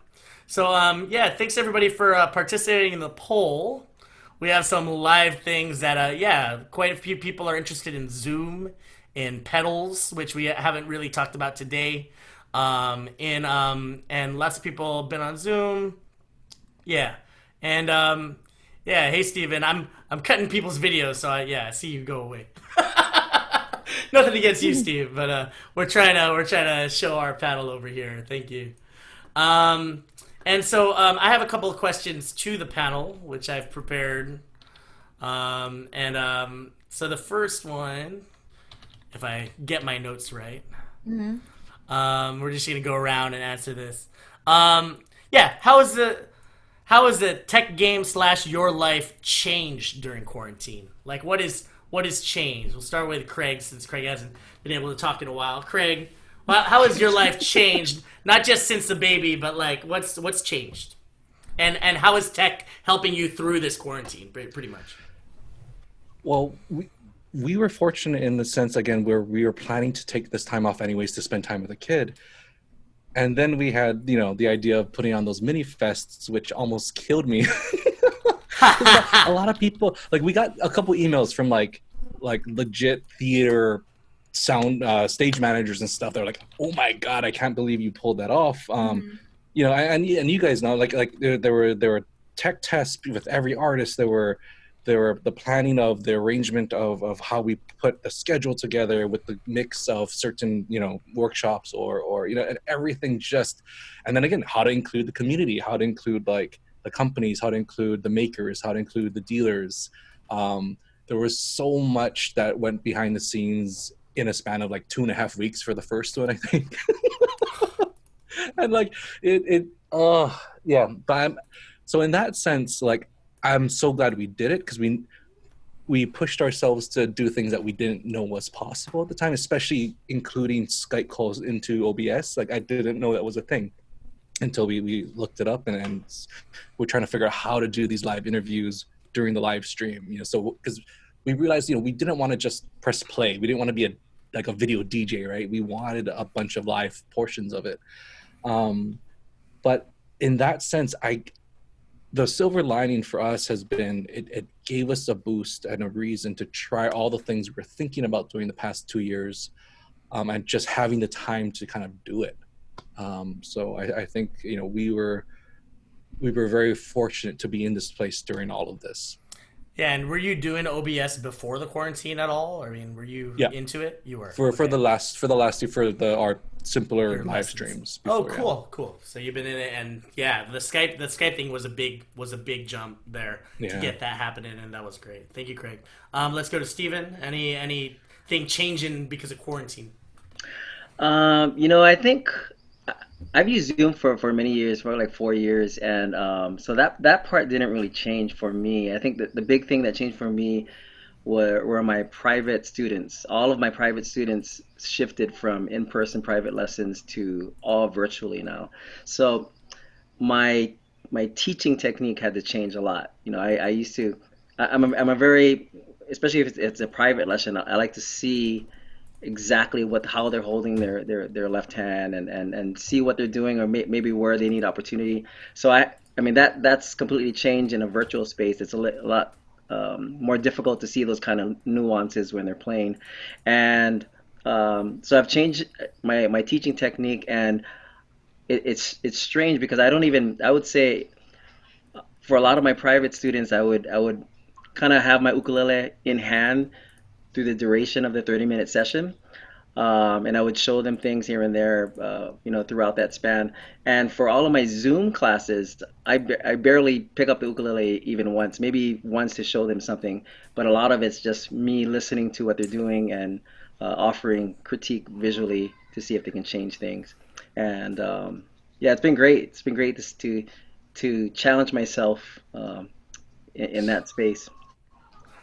Yeah, I totally agree. Like, it's funny with lessons and things like that. You don't realize that some things are of benefit to have it on in the digital world. Like, the Zoom platform for me has been great because, I can share a screen, I can share video, like all these things that maybe I wouldn't take the time to do if for an in-person lesson. But because it's at your fingertips, you can send all these PDFs to your student and they can have them forever. It becomes a really quick game, and totally sometimes, even though I think jamming together is a huge important part of playing music, obviously, and you miss that in lessons, everything else is such a benefit. Like the fact that the student plays a lot more, I feel like the student always gets covered up by your playing. You're like, let's play together, and you're like, Right? Yeah. come on, Yeah. come on, Come on, play keep up, something. keep Yeah, up, keep up, keep up. keep up. And it's like, and that you sound good together. It's like, Yeah. okay, it's great that we sound good together. Like, but can the student play by themselves? And Yeah. that's cool. Thank you, Stephen. Let's Yeah. we're going with Cynthia. Go ahead. Okay. So I think for me, I'd already actually been focused on online teaching, right? That I moved from my San Francisco classes, which were, 30, 40, 50 people. I was starting to teach like 150, 200-person workshops because I was just following a model of teaching as many people at once as possible, and then of course taking that to YouTube. That because of the pandemic, because of everybody being home, and also because of my own desire to connect with people, during this kind of anxious time, I just started doing more stuff online, and my Patreon community grew by over 1,000 members. So I now have over 4,000 members in my Patreon community, and my patrons know, shout out to my patrons out there, and I see several of you out there, that I was already doing 3 monthly events for my patrons, live events, a live lesson, a beginner live jam, and then an intermediate live jam, and I would do those every month for my patrons. And then once the pandemic started and there were more new people online, and more European followers, on my Patreon, I started introducing some more events, like a more Europe-friendly jam time, and well, actually, this is a super cool part of the pandemic is that people who are gigging all the time, like Lenny, like Abe Lagermus Jr., that who are always too busy to teach online or teach on my Patreon, I've been able to bring them onto my Patreon to teach, to do guest workshops, and yeah. I want to get some other folks on there too. Yeah, Stephen, we should get you on there as well. To teach a guest workshop, and I can get Craig and Sarah if they're not too busy.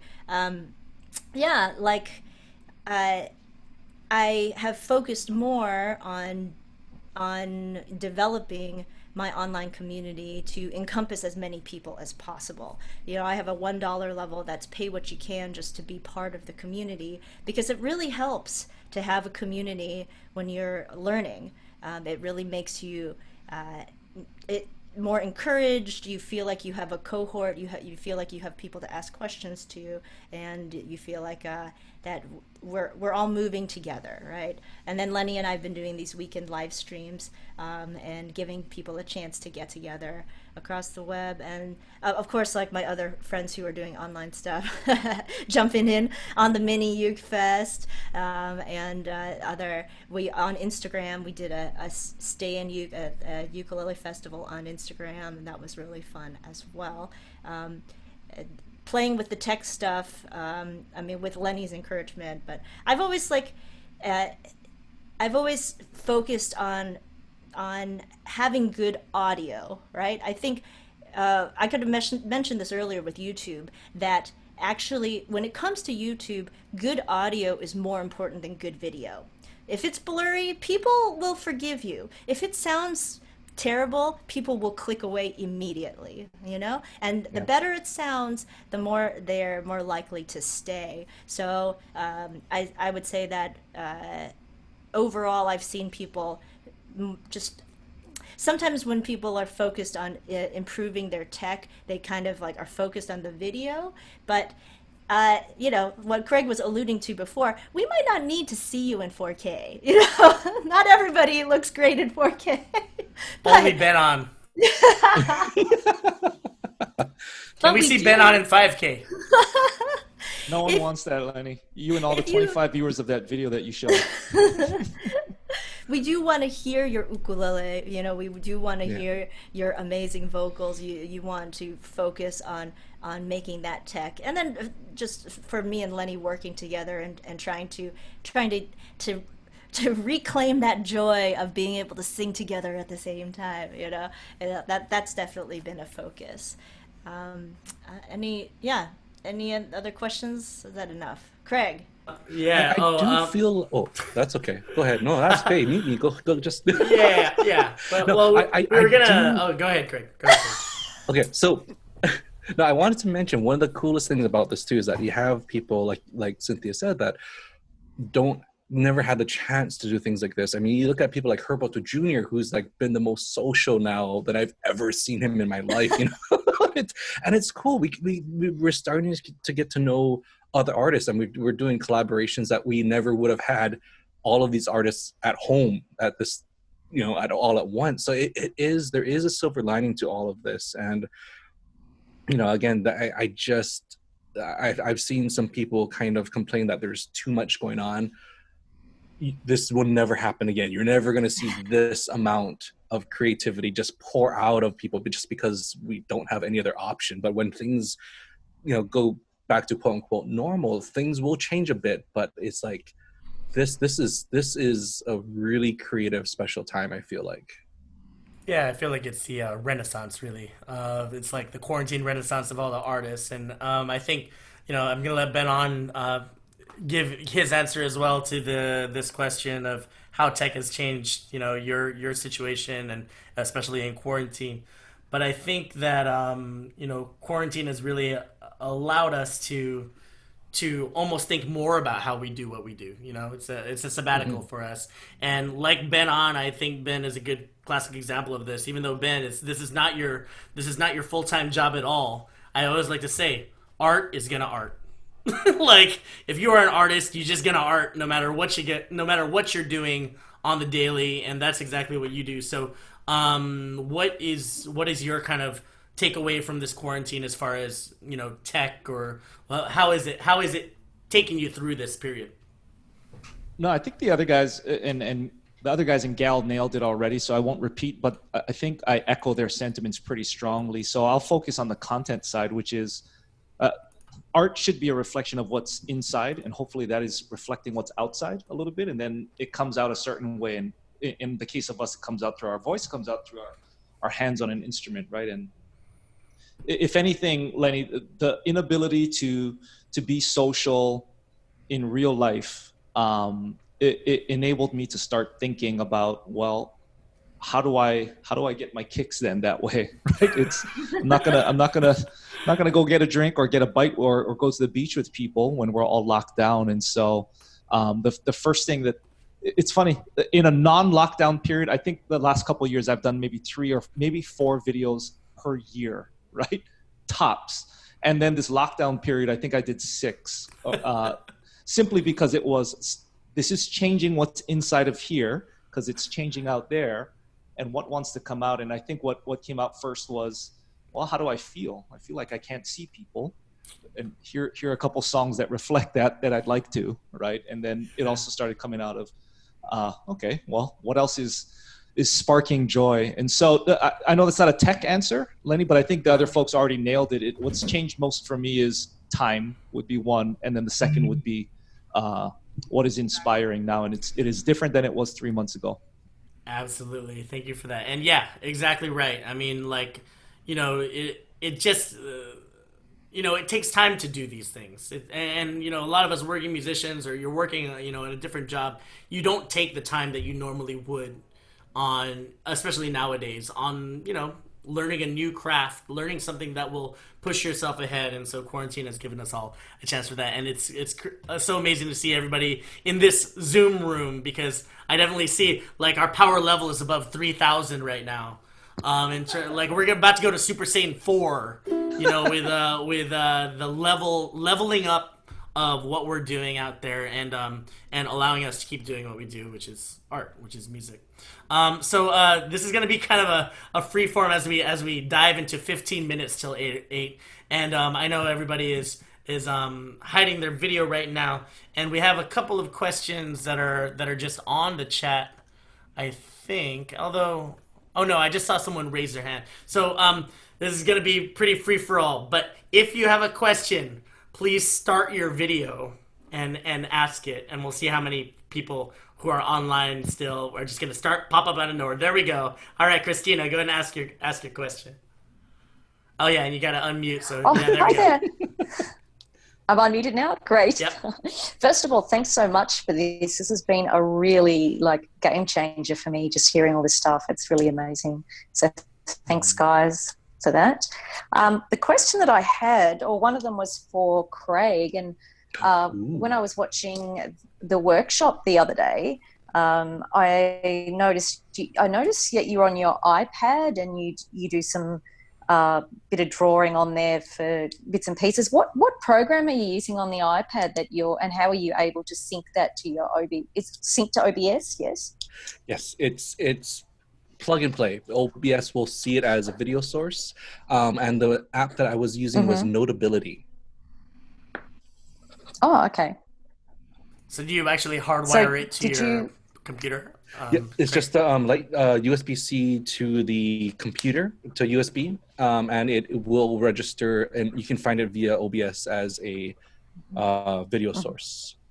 And you can manipulate any way you want within OBS. So I tend to shift it up a little bit so that if I do get random notifications, it doesn't really pop in the screen, just in case. Your Amazon order is on its way. But it's a really nice piece of software, very, very easy to use. You will want to also buy, there's a handwriting recognition thing plus the snapping feature. That way you can snap to the grid, create really quick templates and whatnot. So, fabulous question, Christina. So the chord diagrams, did you draw them up, or is there some sort of tool that you've got? Okay, so you draw them up by hand. Okay. Yeah, and then you can copy paste entire. Thank you. Anything. Yeah. Fabulous. Thank you, Craig. Nice. Thank you, Christina, for that question. All right, we're gonna go to Ashley. Ashley, what's your question? Hey, Craig. Hi. So you may be the one to answer this, or anybody else. I am starting to do things on Zoom. Like, I already lead my my local Houston club, Ukulele Club, but I'm starting to perform as well on Zoom. And I'm finding that the sound, like, I have crisp, clear sound, but it's kind of flat, as in not as dynamic as I want it to be, as it is in real life. Is there an easy way to just like make it sound a little, I don't know if that's adding reverb or something that can be a quick fix to making it sound a little more sparkly, I guess, instead of just kind of like dead? Anybody have any hacks that they've used just in general on their thing? Ben, you have one? Oh, yeah. Question for you, Ashley, is when you're leveraging Zoom, are you using it on your computer? Is it on a mobile device, or? I'm using it, lately I've been using it on my computer because I need to plug in to the Ethernet cord. So I do have original sound turned on. I know that's a key. And all the other little tweaks that Lenny mentioned way in the beginning. I've got all that already. What are you using for your audio source? I have a Zoom H4n, and I plugged that. I'm doing what you told me, Craig. I'm using what I have. So I have not had to smack it, thankfully. But I have that with my microphone, my vocal microphone plugged in, and then I also have, I can plug my ukulele in via a preamp. But it's mainly the vocals that I was like, I tested a bunch of different things, and I just was kind of disappointed in the end that it wasn't what I hoped it would be. Yeah. What kind of mic?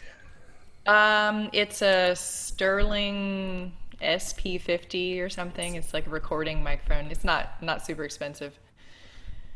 Yeah, I mean, I think most of that stuff is going to sound nice. So part of it is that, this is for Zoom particularly, right? Yes, for so Zoom. I think one thing I've noticed with Zoom is that sometimes you do have to adjust the volume to be less. Like in the settings, like if you kind of dial it down a little bit, it will stop it from overloading. Like, like in the audio settings, right? Take it off you have of the audio automatic. settings, and then you can actually, this should be off actually, and you can actually like turn down your audio to kind of like make sure that it doesn't clip or that it doesn't overload with your vocal, because that's sometimes what's happening. It's like there's too much information going in, and that's part of it.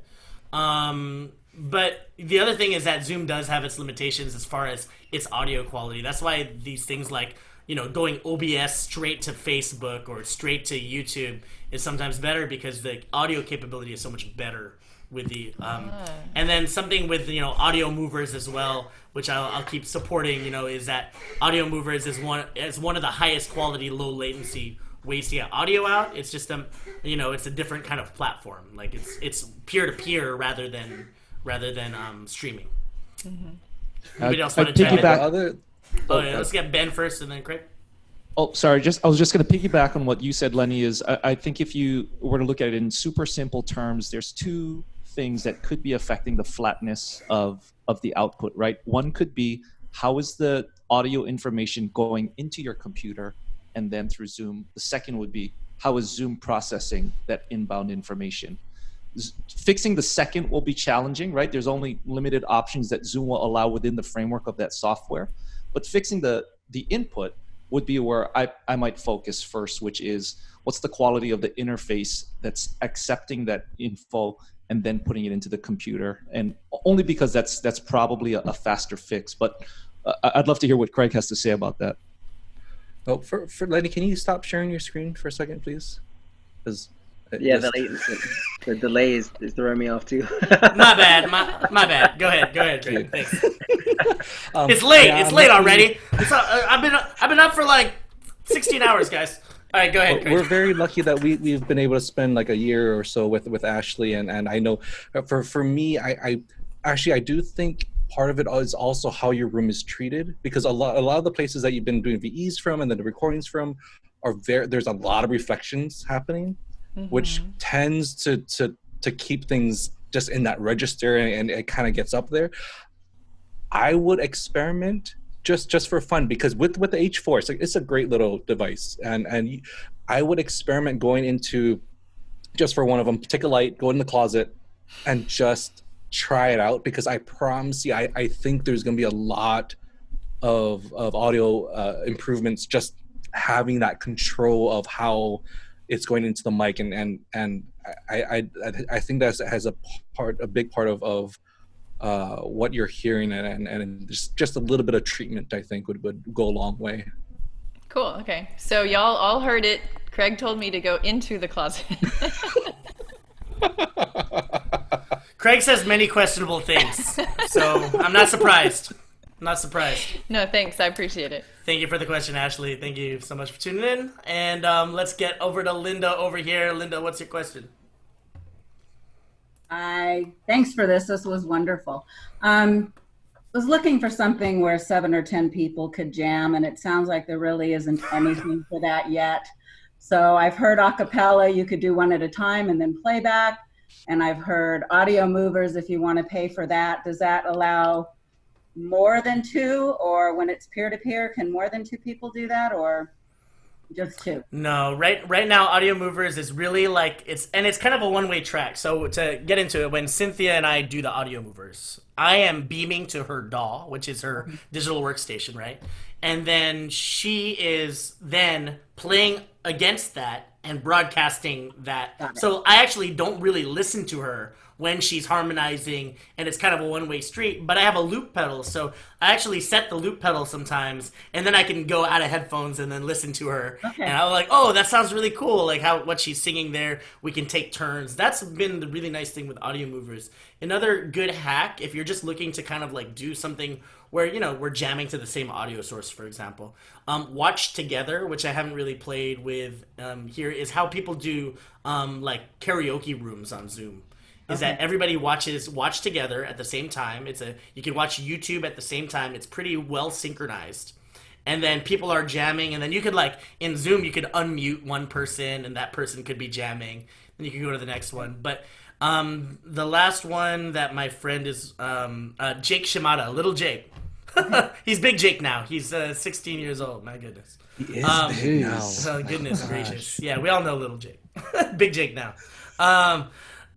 He's working on a fix to do Jam Kazam, and that works really well if your sources are close. And it goes to an individual server. It's almost like playing video games online, where there's you know an acceptable amount of lag, but it's audio source. So he's still working on that. But Jam Kazam, or not Jam Kazam, Jamulus, Jamulus, is a platform where you can at least kind of experience a little bit of playing together with less latency. Those are the 3 I've learned. Anybody want to chime in with ways you can jam with each other online? No. Or did my network freeze? You guys stop moving. My advice is just stop it. No. Just don't. The reason is there's going to be so much frustration, and it's never going to be where you want it to be. It just doesn't exist yet, and to me it's not. It just stop it. Just focus on the things that do sound great at the moment. We will get back soon enough to that point, but it's just it's not worth the frustrations trying to Thank you guys very much. I like that. Yeah, social distancing parties, where we jam together is in our near futures. You know, I've been jamming with my jazz partner across the way on the other side of the porch, and we just realized, like, we live in the same town. Like, why don't we just do this? You know, you watch the folks in Hawaii, they're like outside of their backyards playing from 12 feet away, getting the long cables and setting up the PA system. Like, that's fine, you know? That's good. Then we got to do that. I think we can do that now, right? I'm game. Yeah. Dude, 50-foot cables is fine. Yeah. Oh, great questions, everybody. Thank you for sticking with it. I guess we'll just do one kind of wrap up question, because I know people got to get to dinner, or in Hawaii you got to get back to the beach. You know, you got to hit sunset. You know, us here on the West Coast, we're just kind of burning in our houses with nowhere to go. So I gotta go shopping for other shirts other than tank tops. Apparently, you've been tank top shamed. No more tank tops for the foreseeable future. All right. The last question is just a fun one, and I know you're gonna have way too many answers for this. But your favorite piece of tech right now, or uke gear that you own, and it can be a pedal, it can be something that is your prized possession in your ukulele life, and that'll be our wrap up question. So let's go to. I can go first. Yeah, let's go, Cynthia. So this is the microphone I'm using. There we go. Bring it out. This is the Apogee. Yeah, 96K.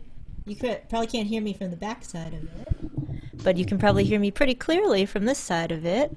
And so I have a cable for this mic that is USB, and then I also have a lightning cable for this mic. So depending on what I'm doing, if I'm live streaming on Instagram, I will plug in the lightning cable, and then I can also I have this mic on a small tripod for my desk, but I can also put this on a full-size mic tripod so that I can have the boom arm and place it wherever I want. And this mic doesn't have a monitor out, like I can't put headphones in it, but I've kind of gotten used to like where I set the gain. It does have a gain reader so that I can, see if I'm blowing it out. So, yeah, it's like, like a $200 microphone. So it's not cheap, but it is actually a condenser mic. And I feel like it gives me consistently good quality, whether I'm broadcasting from my phone or from my laptop. And yeah, it is really just plug and play, which, I think that's what we need these days. So. Yeah, thank you for that, Cynthia. I'll go next, Lenny. Yeah, only ahead, because I'll go next only because mine is a perfect follow to that. Is the next version of that one, Cynthia? Oh. It comes with a tank top and it comes with low latency level headphone inputs on it, and it's at higher than 96K, I think. So that's what I've been using for acapella. Those of you who are interested in trying it out, you would need a low latency, non-Bluetooth based way of monitoring yourself. So the new Apogee mic, I think it's just called Apogee Mic 2 or something, I don't know. But I think it's called the hype mic, right? Is that what it is? Yeah, I think so. Yeah, and that's what I use all the time. So that was going to be my answer anyway. That's fabulous, and that's probably my next purchase. Then, thank you guys for enabling me to buy something else, because I for the tank top though, right? For the tank top. Can't go wrong with the tank top. I already have my Ben on tank top though. I bought that years ago. Put the tank top and then use the mic when you need it. But yeah, monitoring is really important when being able to plug in. I think this is the hard part that I've had with Zoom, is that there's not really a good way to monitor how the audio is actually coming out of Zoom, and I'll have to watch the feed later and go, oh, we sounded terrible, or it's like it's kind of really hard to do that. So as much as you can, get something with a headphone in. And then we're gonna take it to Steven. What's your favorite piece of tech that you have? All right. So for me, it's still my iPhone 11 Pro. It's still it's still in the honeymoon phase of this one. It's just because I use it so often, and I never get tired of it. I know as tech heads, we're always wanting more and more gear, and one that is on my current wish list is the Rode NT1A mic. I have a funny history with that mic, that large condenser mic. Is I used to have it, I sold it, I bought it again, I sold it, and now I want to buy it again. And I sold it just because I wasn't really using it as often as I would have liked, and now I probably would use it more given our current situation. Yeah, man, it's always good to have that mic that you trust. That mic, that trusty microphone that won't let you down. All right, last but not least, let's get it to Craig. So three things. First, I knew Craig. That's why I saved it for Craig, because I know.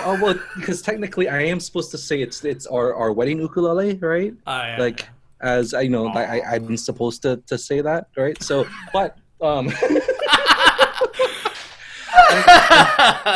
two is, like, for me, one of my favorite things about the past 10 years of travel, with a good camera, is we have so many memories now, like and even just not even just of just us, but with our friends, and with like to me, this was so important of an investment when I started traveling, because we just have these incredible moments that are just there, and being able to use for blackmail and stuff, but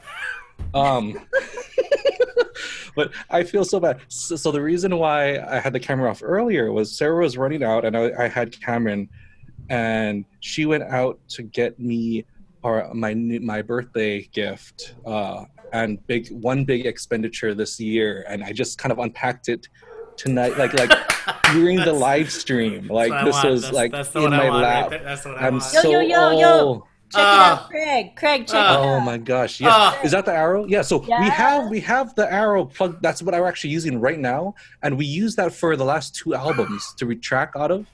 And so as we're kind of doing a lot more work from home, this was going to be the next kind of iteration, especially. Apollo twin?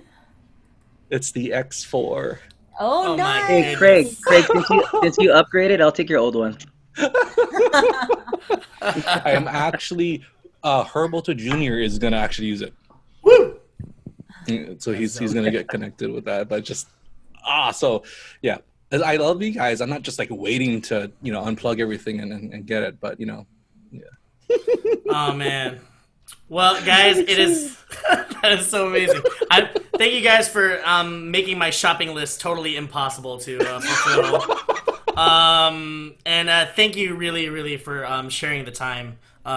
This is something that I love talking about, and especially like since we're in quarantine, we can't just be at the gig and ogle each other's gear right now. So this is the next best thing, is doing it over Zoom. My favorite is of course my new automaton. Yes. And I just got the app. This one has an app that you can plug in. So.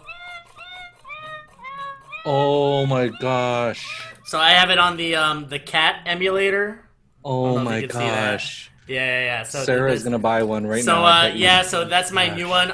Ben, don't go away, because I actually want Ben, if you don't mind, would you play us out with something, since you're set up, you got your loop pedal, and I'm gonna ask everybody to go ahead and hit their video button again so that we can see the full gallery view here. Everybody, come out from hiding, and let's give one more huge round of applause to our panel today.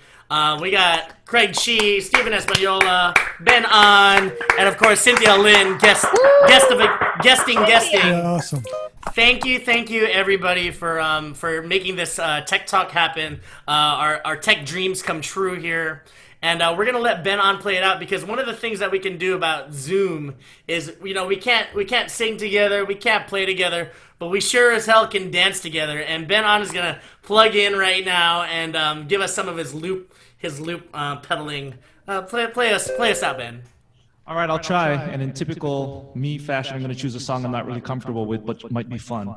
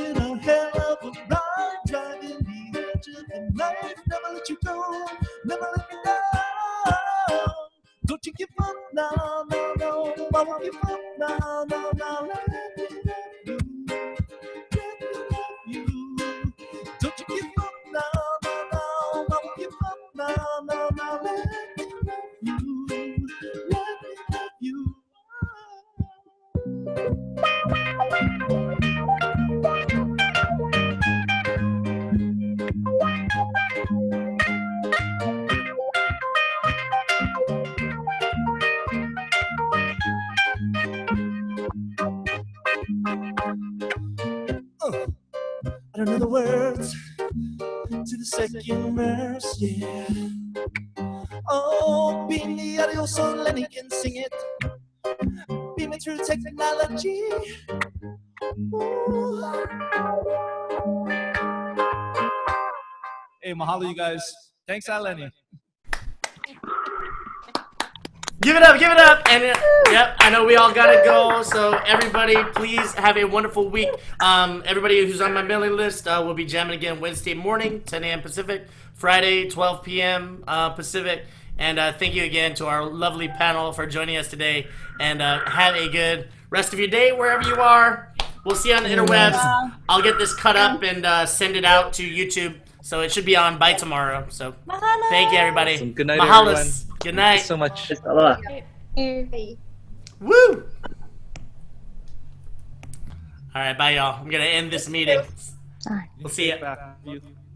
Bye.